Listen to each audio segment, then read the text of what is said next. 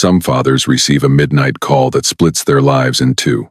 I received 4 days of silence, and by the fourth night I had convinced myself both my sons were lying somewhere beneath a wrecked car outside Austin.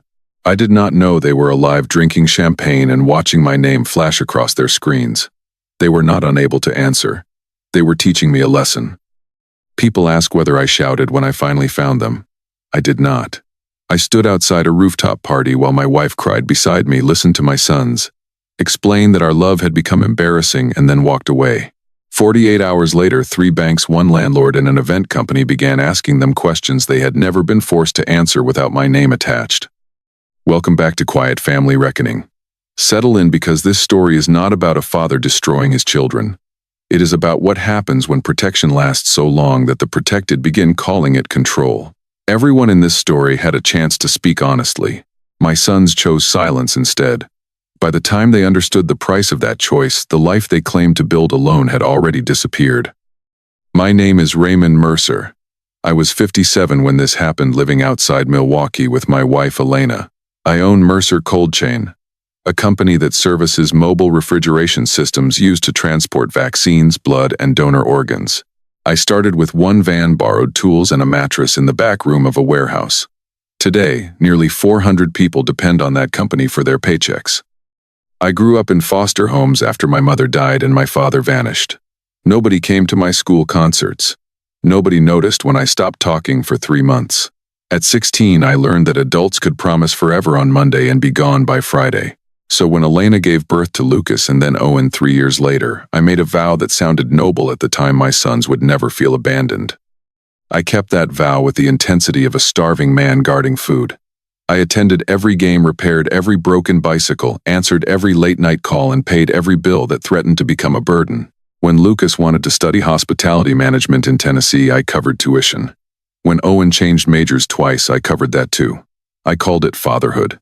Much later, I learned they had begun calling it surveillance. Lucas was 27 and living in Austin, where he claimed to be building a luxury event company called Ember House. Owen was 24, working irregularly for the same business while insisting he was developing a music production career. They shared a renovated townhome near South Congress, all glass walls, rooftop deck, and monthly rent large enough to make me laugh the first time I saw it. The lease existed because of me. Lucas had income but not enough history for the property company. Owen's credit looked like a warning label. I signed as guarantor after Lucas promised it would be temporary. I also allowed Ember House to use a standby letter from Mercer Cold Chain so vendors would extend 30-day terms. I thought I was giving them room to become men. They thought the room belonged to them. The trouble began with an email from a property manager named Celia Ramos. The lease renewal required updated income documents, proof of liability coverage, and my confirmation as guarantor. There was also a problem with the insurance certificate Ember House had submitted for an upcoming event. My company's name appeared on a form I did not recognize. Celia asked me to call before Friday. It should have taken 5 minutes. I called Lucas from my office on Monday morning. The call went directly to voicemail. I left a calm message telling him the renewal needed one clarification and asking him to call me before lunch. I was not alarmed. Lucas often silenced his phone during events. I returned to reviewing temperature logs for a transplant unit headed to Madison and forgot about it for nearly 6 hours. That evening, there was still no response. I called again and sent a text. Then I called Owen, who usually answered even when he had nothing useful to say. His phone rang twice and went silent. I assumed they were together. Elena told me not to turn ordinary carelessness into a crisis. She was right, so I poured wine, helped with dinner, and pretended my stomach had not tightened. Tuesday passed without a word. I emailed Lucas the documents. I texted Owen a joke about charging him interest for every hour he ignored me. Nothing. That night, severe storms crossed central Texas, flooding roads and knocking out power in several counties. I watched weather maps until midnight, zooming in on every red band near Austin, as though fatherhood gave me the power to see through rain. Owen had survived a serious seizure when he was 19. Medication controlled it, and he had been episode-free for years, but fear does not respect statistics. By Wednesday morning, I pictured him unconscious in an apartment, while Lucas assumed he was sleeping. I called hospitals, then stopped before giving his name because I felt ridiculous. 20 minutes later, I called 3 anyway. None had admitted him. I tried Lucas 9 times that day. I tried Owen 6. I contacted one of Lucas's employees who replied that both brothers were taking personal time. When I asked whether they were safe, she stopped answering. That was the moment concern turned into terror. Someone knew where they were. Someone had been instructed not to tell me. I could feel it, but fear kept offering darker explanations. Elena found me at 2 a.m. standing in our kitchen with cold coffee between my hands. I had not slept properly in 3 nights. She placed one palm against my back and told me to come upstairs. I said I could not. Somewhere inside me was the 12-year-old boy who had waited by a foster home window for a father who never arrived. Silence had always meant leaving. They are grown men, Elena whispered. Grown men still bleed, I answered. My voice cracked on the last word. That frightened her more than anything else. Elena had seen me negotiate lawsuits, survive a warehouse fire, and tell a surgeon to take my kidney when Lucas became ill as a child. She had never seen me defeated by an unanswered phone. She packed a bag without another argument. We booked the first flight from Milwaukee to Austin on Thursday. During the drive to the airport, rain polished the highway black. Elena held my wrist at every red light as if keeping physical contact could stop my mind from inventing bodies. I pictured a flooded underpass, a collapsed balcony, Owen seizing alone. A father can build an entire cemetery from 4 days of unanswered calls. The flight lasted less than 3 hours. It felt longer than the first decade of my company. Elena stared out the window while I refreshed local police reports and accident notices. Nothing matched their names. That should have comforted me. Instead, I imagined identification delays. Love without information becomes a fever. It consumes reason first, then sleep, then dignity. By the time we landed, I would have begged strangers for news. Austin greeted us with wet heat and sunlight breaking through the last storm clouds. I rented a dark SUV and drove towards South Congress. Elena repeated that there had to be an ordinary explanation. Maybe their phones had been stolen. Maybe Lucas had organized a surprise. Maybe Owen had gone camping. Each possibility sounded thinner than the last, but I thanked her every time she offered one. Their townhome complex looked untouched by disaster. Music drifted from the central courtyard. Valets moved between luxury cars. A floral arch stood near the rooftop elevator wrapped in white roses and gold ribbon. For one glorious second, relief hit me so hard I had to grip the steering wheel. Whatever was happening, my sons were not dead. Then I noticed a sign bearing the words "Lucas and Brooke, our next chapter." Elena saw it at the same moment. Her hand rose to her mouth. Lucas was engaged. Our oldest son had planned a rooftop celebration, invited enough people to require valet parking, and never told his parents. The woman beside me had spent 27 years saving small pieces of family history for his wedding.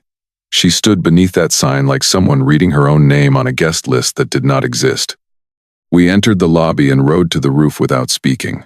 The elevator walls reflected 2 exhausted people who had crossed the country expecting tragedy and found a party instead. When the doors opened, laughter rolled over us. A string quartet played near the pool. Waiters carried trays beneath hanging lights. At the far end, Lucas stood beside a blonde woman in ivory raising a glass while Owen filmed him. Lucas saw us before we reached the crowd. His smile vanished. Owen lowered the phone. They exchanged a look so quick most people would have missed it. I did not. It was not surprise that we had found them alive. It was annoyance that we had found them at all. Lucas handed his glass to a waiter and walked toward us as though approaching a problem with no polite solution. "Why are you here?" he asked. No hug. No relief. No question about the 15 calls waiting on his phone. Elena stepped forward anyway and touched his face. "Thank God," she said. "We thought you were hurt." Lucas pulled back before her hand settled. The movement was small, but it cut deeper than shouting. Behind him, guests had begun watching with the delighted silence people reserve for private pain. I told him about the storms, the hospitals, the lease deadline, and the insurance form carrying my company's name. I expected embarrassment. Instead, Lucas sighed and looked toward Owen. My younger son folded his arms. "We saw the calls," he said. We decided not to answer. Elena stared at him. I heard the quartet continue playing behind us, each cheerful note landing like something obscene. Lucas explained that they needed boundaries. He said every time my name appeared on his phone, he felt 12 years old again. He accused me of using emergencies, paperwork, and money to force myself into their lives. The lease was not urgent, he said. The company form was something his assistant could handle. Our panic proved exactly why they had ignored us. We were, in his words, emotionally exhausting. Then Brooke arrived. I had seen photographs but never met her. She wore a white silk dress and an expression of practiced patience. Lucas introduced us without warmth. Brooke glanced at Elena's travel clothes, then at the party behind her. "This is supposed to be an intimate celebration," she said. "We only invited people who understand the future we're building. Showing up like this makes everything about you." Elena asked when they became engaged. Brooke lifted her hand, displaying a diamond large enough to attract its own weather. 3 months ago. 3 months. Elena had spoken to Lucas every Sunday during that time. He had accepted birthday money, asked for help with vendor deposits, and listened while she described a family wedding tradition. Not once had he mentioned the woman wearing his ring. That tradition was not jewelry. Elena's father had owned a small lakeside inn near Door County. Before he died, he placed the property in a trust for her. For 20 years, Elena had planned to renovate the inn and give Lucas his wedding there debt-free, with the remaining cabins becoming his first permanent event venue. She had never told him because she wanted the gift to be a blessing, not an expectation. Standing on that rooftop, I watched the secret break inside her without ever being spoken. She had carried architectural sketches in a blue folder. She had saved fabric samples from her mother's wedding tablecloths. She had imagined welcoming Brooke into the family and handing them a deed after the ceremony. Now Brooke was telling her she did not understand their future. Elena's future for them had required 20 years of quiet love. Owen moved closer and said we were embarrassing Lucas in front of clients. I asked whether he had ignored us for the same reason. He shrugged. "You never hear anything unless people force you to." I reminded him that I had paid his medical bills, covered his rent after college, and answered every call he made at 3 in the morning. He laughed once. "Exactly. You always have to be needed." That sentence steadied me. Until then, fear and relief had been fighting inside my chest. Suddenly, both went silent. I understood that my sons had rewritten every act of care into evidence against me. The tuition was control. The apartment guarantee was control. The hospital nights were a savior complex.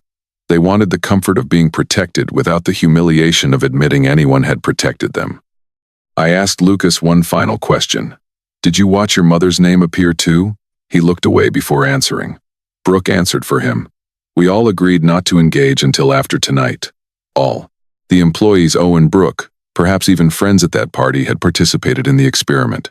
For 4 days, strangers knew my sons were safe while Elena and I imagined coffins. That was not a boundary. It was punishment. Lucas said we should leave before the toast. He promised to call once we were calmer. Owen added that if I truly respected them, I would stop using financial paperwork as an excuse to insert myself into their milestones. Brooke touched Lucas's arm and whispered that the photographer was waiting. The 3 of them turned slightly toward the party, already returning to a life they believed our signatures were required to support, but our presence would spoil. I did not shout. I did not reveal the Door County Inn or ask whether the champagne had been purchased through Ember House's credit line. I took Elena's hand. She was trembling so badly I had to close both of mine around it. I looked at my sons and said, "You asked for a life untouched by us. I heard you." Then we walked back toward the elevator. The doors closed on Lucas's irritated face. Elena stared at the mirrored wall. Her tears came silently sliding down without changing her expression. I had seen her cry at funerals, graduations, and the birth of both boys. This was different. This was the grief of a mother learning that memories she considered shared had belonged only to her.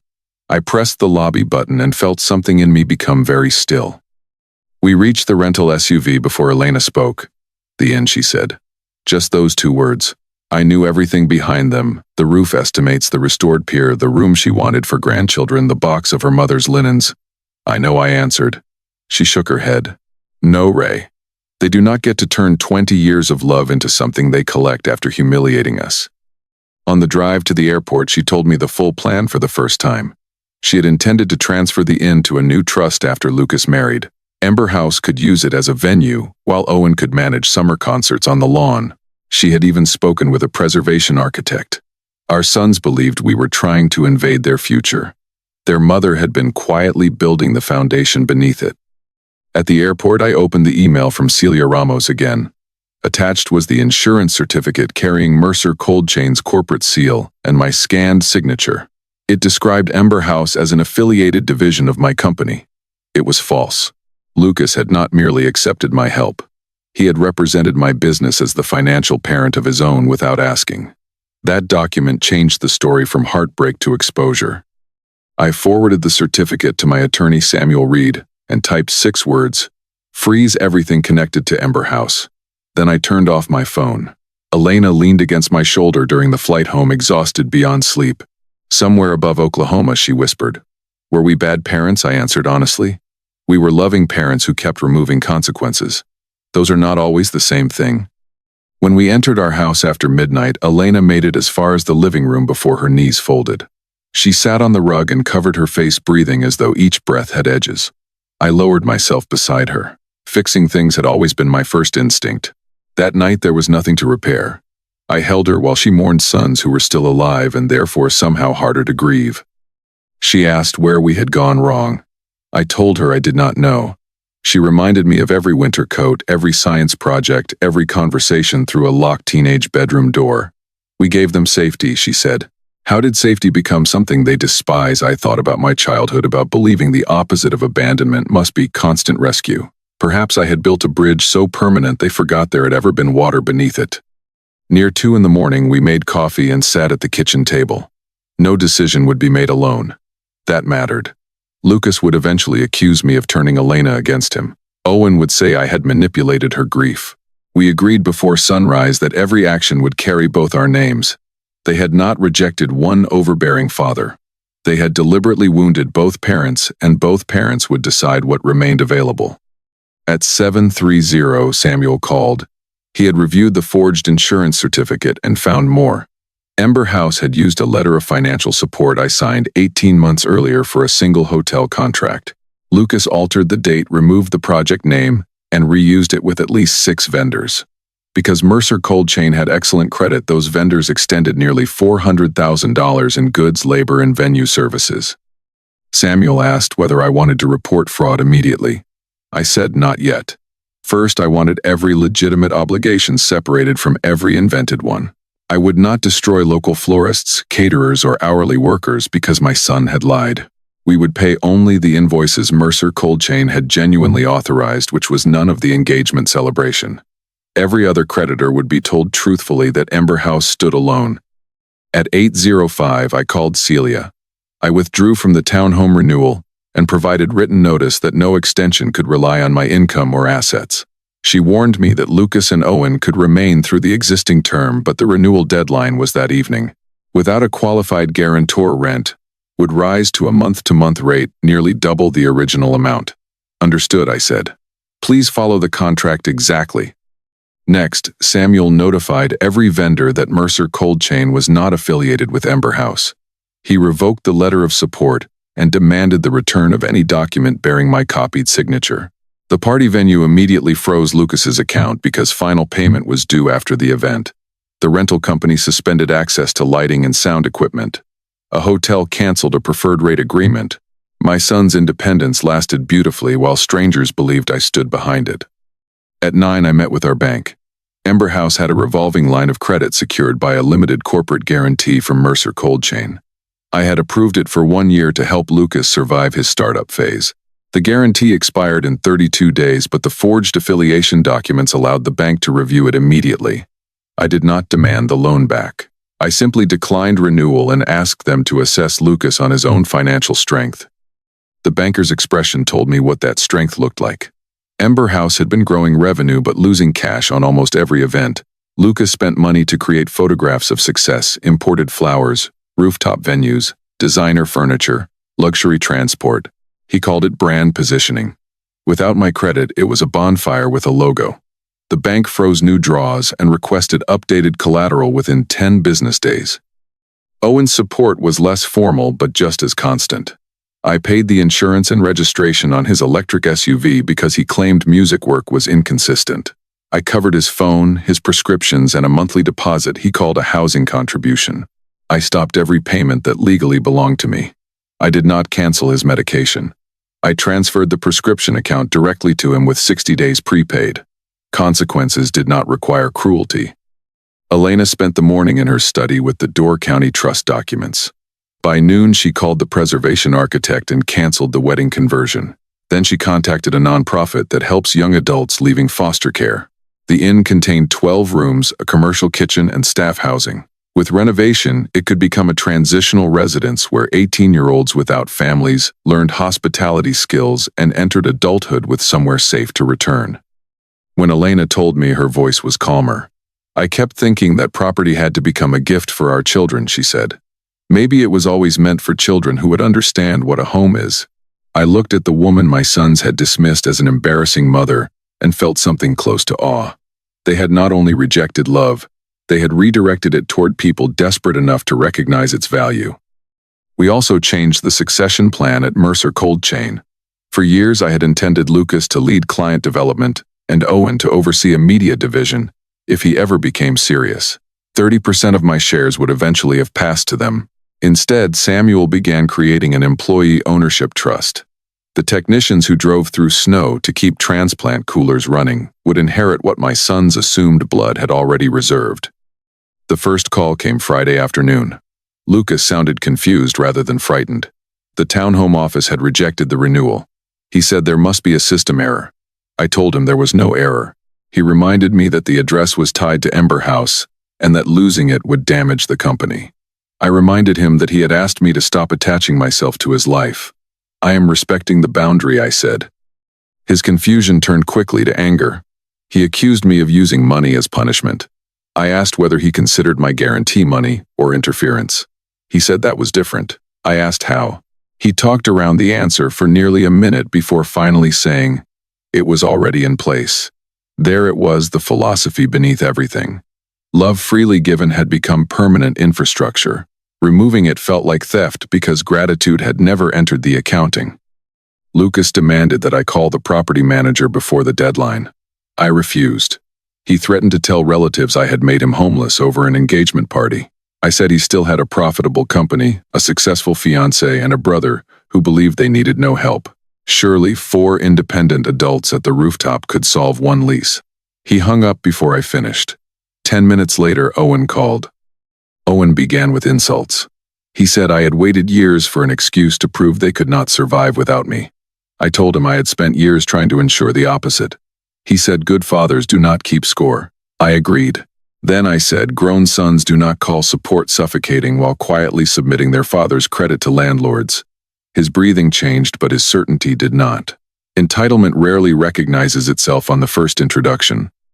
Brooke called Elena that evening. Her tone was softer than it had been on the rooftop, but not kinder. She said Lucas was under unbearable stress and asked Elena to convince me to restore the lease guarantee. Then she mentioned the Door County Inn. Elena went silent. We had never told Lucas about the intended transfer. Brooke knew because she had found the blue architectural folder during a Christmas visit and photographed several pages. That was the central betrayal Elena had not known existed. Lucas had discovered the planned gift months earlier. He knew his mother was preparing a venue, a home, and an asset worth nearly $2 million. He had not ignored her because he wanted complete separation. He had assumed the inn would still arrive after the wedding regardless of whether she was invited to the engagement. In his mind, inheritance did not require relationship. Brooke said they had already shown photographs of the inn to potential investors as Ember House's future flagship property. Their engagement party included people considering a funding round based partly on that expansion. Elena listened without interrupting. Then she said, "That building was never promised to you. It was a dream I had for a son who still wanted me in his life." Brooke's voice hardened. The conversation ended less than a minute later. On Saturday, investors began calling Lucas. One had received Samuel's notice about the false affiliation. Another wanted proof that Ember House controlled the Door County property. The event venue charged the card on file and discovered its available credit had vanished when the bank froze new draws. Photographers, decorators, and entertainers wanted payment. The celebration that had displayed Lucas's independence became an invoice trail leading directly back to me. I did not contact his clients or embarrass him publicly. Facts moved faster than revenge ever could. The insurance broker reported the altered certificate. The bank requested records. Vendors asked for personal guarantees. Lucas had built a company around the appearance of backing, then confused the appearance with ownership. Once my name stepped aside, every room began asking him to stand at the center of his own promises. For 3 days, our phones filled with messages. Some were furious. Some were pleading. Owen said his car insurance had lapsed because he missed the transfer notice. Lucas said employees would lose jobs. Brooke accused Elena of sabotaging their marriage. We answered only practical questions in writing. No late-night arguments, no emotional bargaining. Every request received the same reply: provide the contract showing our obligation and we will honor it. They could not produce one. The lease guarantee required renewal. The business credit support had an expiration date. The inn belonged entirely to Elena's trust. My company shares remained mine. We had not taken anything they owned. We had stopped lending them what belonged to us. That distinction infuriated them because it removed the story in which they were victims of theft rather than adults facing the end of generosity. A week later, Lucas attempted a different strategy. He sent Elena a long email filled with childhood photographs and memories. He wrote about summers at the lake, Christmas mornings, and the time she stayed awake beside him during pneumonia. Near the end, the purpose appeared. He asked her to delay changing the inn trust until after the wedding. He called it preserving family unity. He never apologized for excluding her. Elena printed the email and placed it beside the blue architectural folder. She read both in silence. Then she replied with 4 sentences. Family unity is not a deed delivered after public rejection. The inn will serve young people aging out of foster care. Your father and I hope you build a marriage based on honesty. We will not finance it. She pressed send, closed the laptop, and did not cry. The engagement began unraveling soon afterward. Brooke's parents had assumed Lucas owned or would soon receive the inn. Her father had offered investor introductions based on that belief. When the truth emerged, he demanded explanations. Brooke blamed Lucas for failing to secure the property. Lucas blamed me for changing plans. Neither seemed interested in the simpler truth: they had advertised an inheritance before the owner offered it. Owen left Austin first. Without the townhome renewal, he could not afford local rent.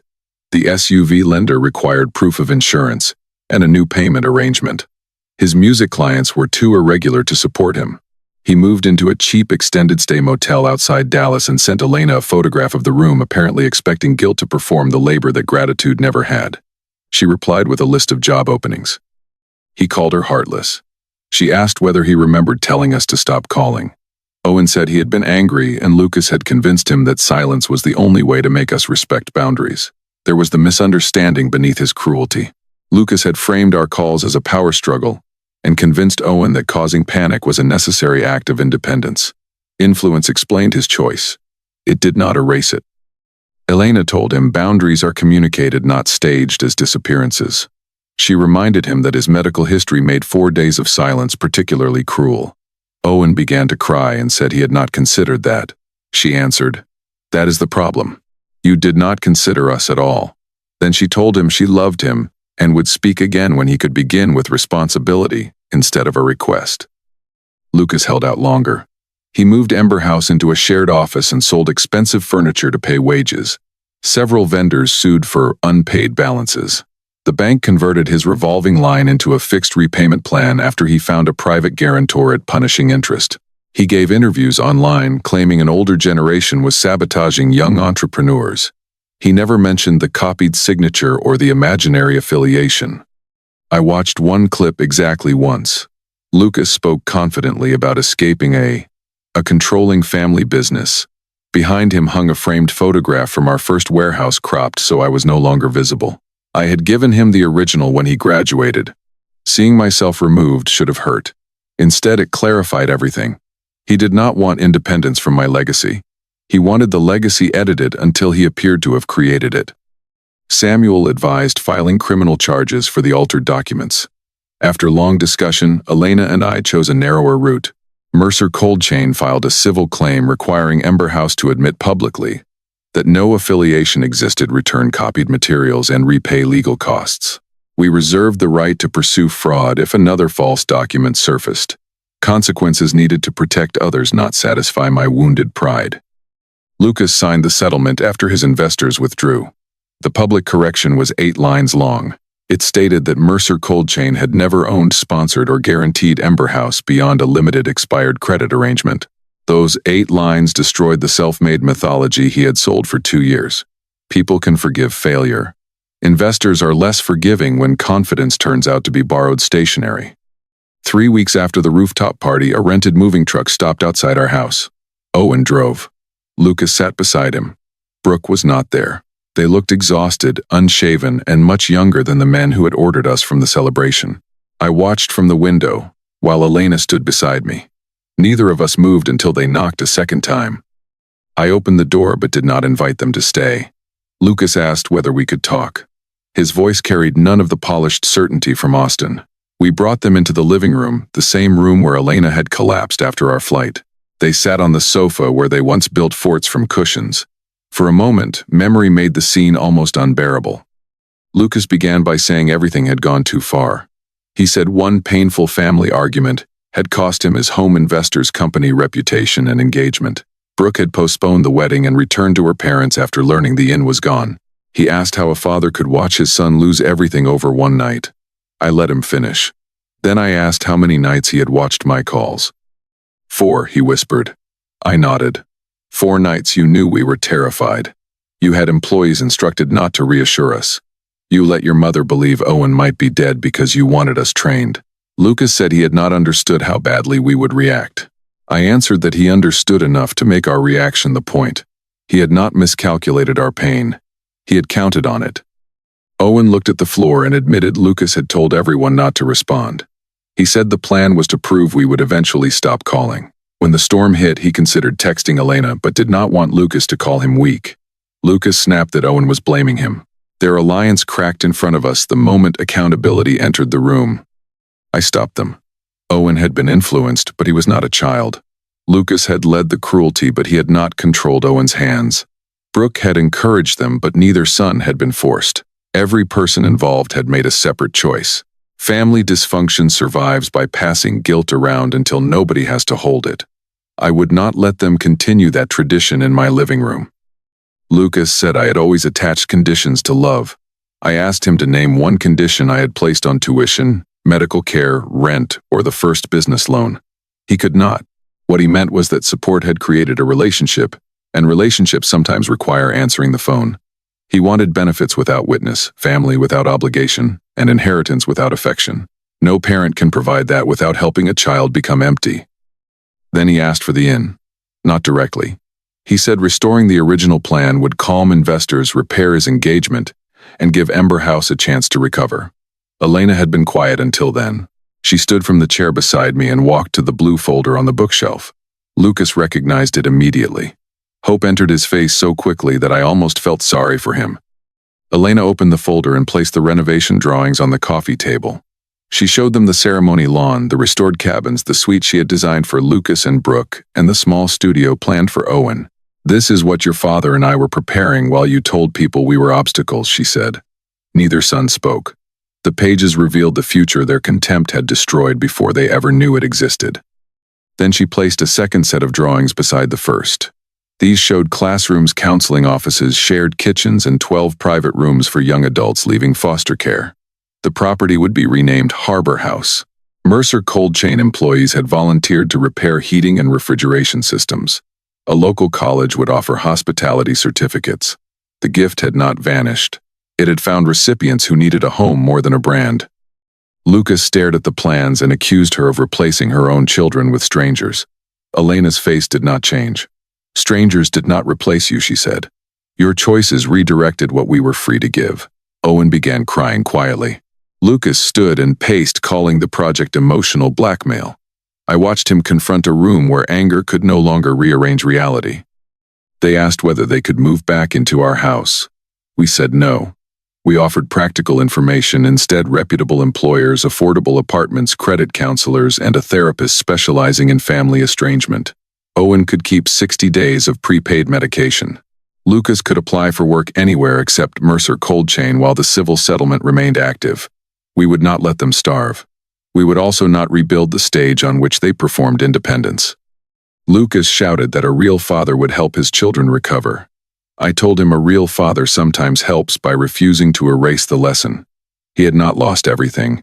He had education, health, work experience, and the ability to begin again. What he had lost was the right to treat my labor as an invisible emergency service. You wanted your own life, I said. Now build one that can stand when I leave the room. Owen asked whether we still loved them. Elena answered before I could. Love is why this hurts. Love is not why we should continue.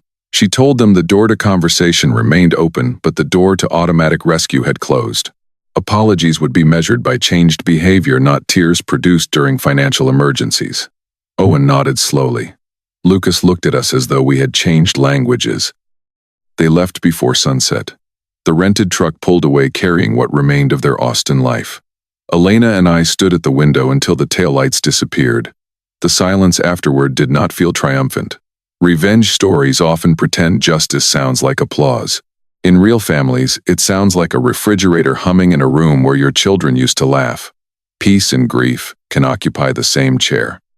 The following week, Samuel finalized our estate changes. If I died first, Elena received everything. If she died first, I did. After both of us were gone, controlling shares in Mercer Cold Chain would transfer to the employee trust. A portion of dividends would permanently fund Harbor House and scholarships for young adults from foster care entering technical fields. My sons would receive personal keepsakes and nothing they could sell. I kept one exception. Each son could earn a modest educational trust for future children, but only through an independent trustee. Grandchildren would not pay for their father's choices. Lucas and Owen would never control that money. I had spent my childhood suffering for decisions made by adults. Consequences should travel toward responsibility, not downward toward children who had not yet been born. Harbor House opened 11 months later. Elena stood on the restored pier, while 12 young adults carried boxes into rooms bearing their names. One young man arrived with everything he owned in 2 trash bags. He kept asking whether the room was really his through the school year. Elena told him it was his even on bad days. I had to look away for a moment. The first evening we ate at long tables in the old dining hall. Nobody knew which fork belonged where. Nobody cared. A girl named Tasha asked why we had created the place. Elena looked at me before answering. Because every young person deserves somewhere they can call without wondering whether they are a burden. The words entered me like light through a door I had kept closed since childhood. Owen contacted us again 6 months after leaving. This time he did not ask for money. He sent proof that he had found work maintaining audio equipment at a small theater in Indianapolis. He had sold the SUV, completed credit counseling, and begun therapy. His message ended with one sentence. I understand now that silence was not a boundary. It was a weapon. We met him at a diner halfway between our homes. Owen looked nervous and ordinary, which was the healthiest I had ever seen him. He apologized to Elena first.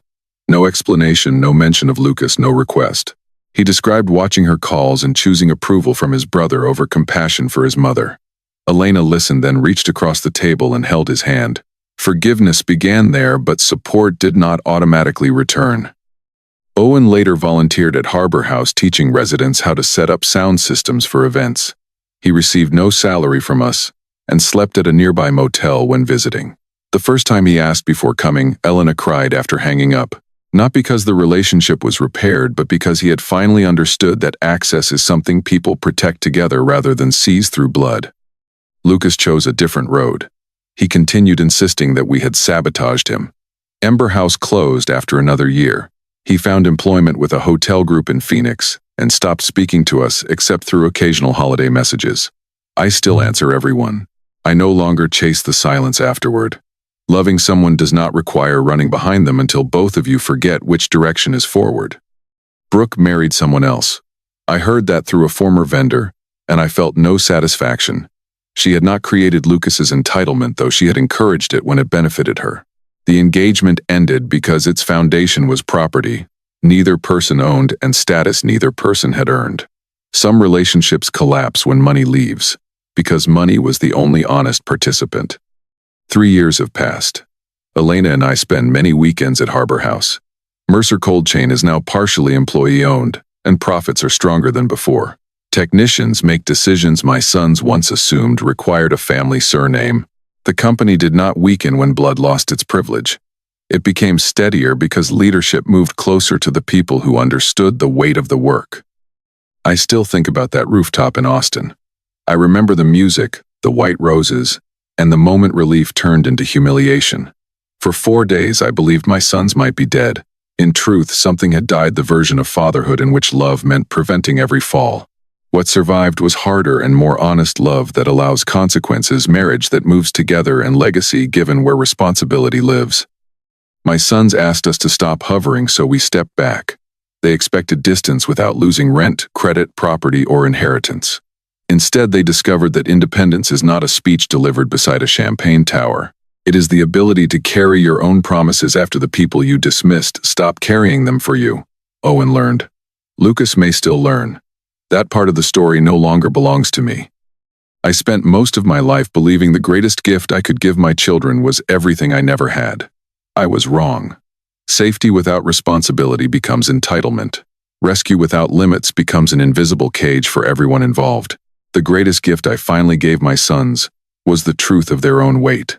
The greatest gift Elena and I gave ourselves was permission to stop collapsing beneath it. Some nights Elena and I sit on the harbor house pier as the sun falls over the lake. Lights glow in rooms once planned for a wedding that never came. Young people laugh in the kitchen and call for help without apologizing for existing. Elena places her hand over mine, and the old grief still moves between us, but it no longer owns the view. If this story stayed with you, remember this: love is not proved by how much disrespect you can finance. Family should be a place where care is returned, truth is spoken, and help is never mistaken for ownership. My sons wanted silence, distance, and lives built without us. We gave them exactly that. Then we used everything they rejected to build a home for people who still knew what one was worth.